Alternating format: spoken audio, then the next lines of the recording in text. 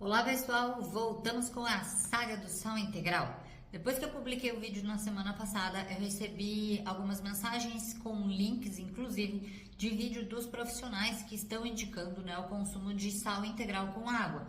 Inclusive as pessoas comentaram que a necessidade dessa suplementação do sal na água, o sal integral, era a alegação de micronutrientes, né, de outros minerais que não o sódio.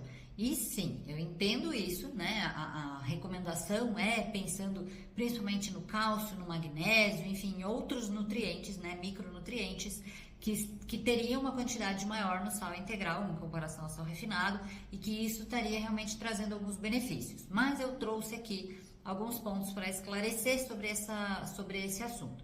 Então vamos lá. Sim, eu sei que a alegação, né, do benefício do consumo do sal é em relação a esses outros nutrientes, né, esses minerais.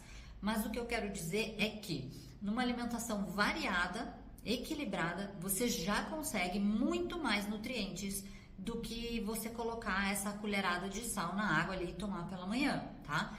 Então, a gente tem que pensar também no consumo médio de sal. Então a gente sabe que o consumo excessivo de sal ele está atrelado, como falei, doenças cardiovasculares, pressão alta, enfim, algumas outras doenças que a gente tem que ter atenção.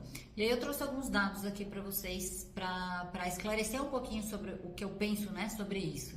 Então, a gente tem, por exemplo, dados do IBGE. Esse artigo foi publicado em 2019, um estudo epidemiológico, mas os dados eles são mais antigos, são de 2013, foi publicado só em 2019, que eles estavam avaliando a média do consumo de sal do brasileiro por dia, tá? Então, o valor per capita. Nessa época, foi calculado que a média desse consumo diário por pessoa era 9, alguma coisa grama dia, sendo que a recomendação de sal ao dia são de 5 gramas. Ou seja, em 2013, o consumo da população brasileira já tinha quase o dobro da necessidade diária de sal. Baseado nessas informações, foram elaboradas inclusive políticas públicas para a modificação desse consumo, né, desse hábito.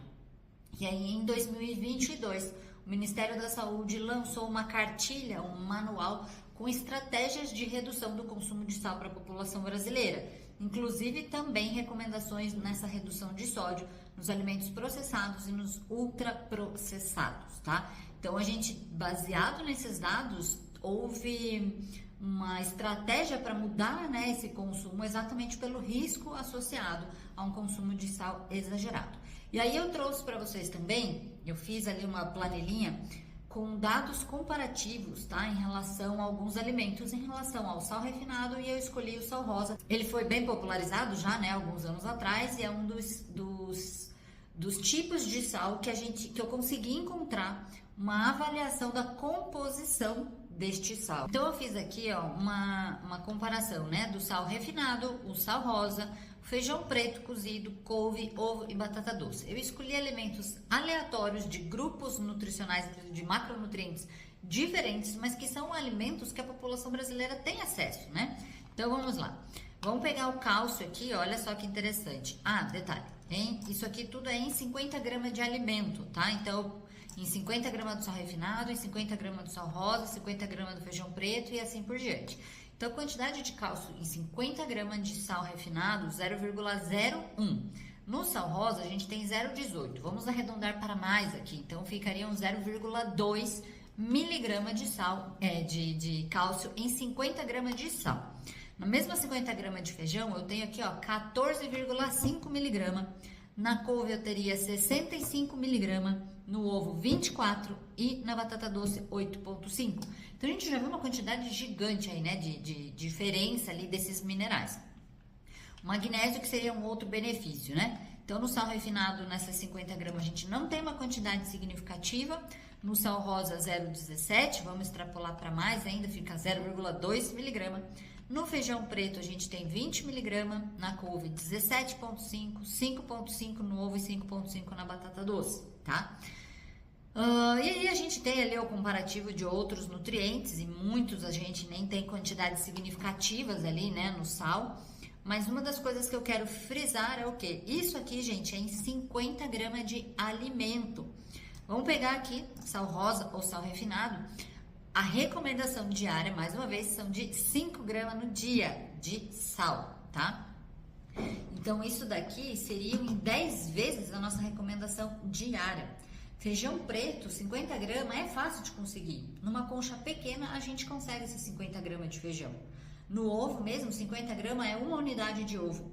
Então, pensa, se a gente tem uma alimentação variada, a gente consegue muito mais nutriente do que você se preocupar em aumentar, né, em misturar junto com a tua água ali um sal para você ter algum benefício.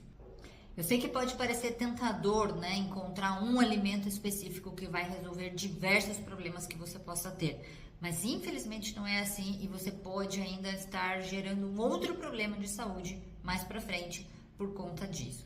Então, se você tem algum problema de saúde que está te incomodando, que você tem algum sintoma, busque um profissional que esteja disposto a te ajudar a encontrar a causa dos seus problemas e tratar sempre a causa e não os teus sintomas.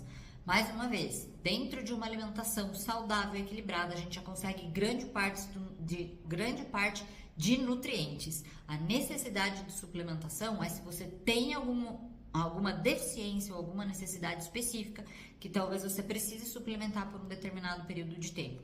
Mas cuidado com essas informações que a gente tem pela internet, porque nem tudo vai ser bom para você e indicado para qualquer outra pessoa.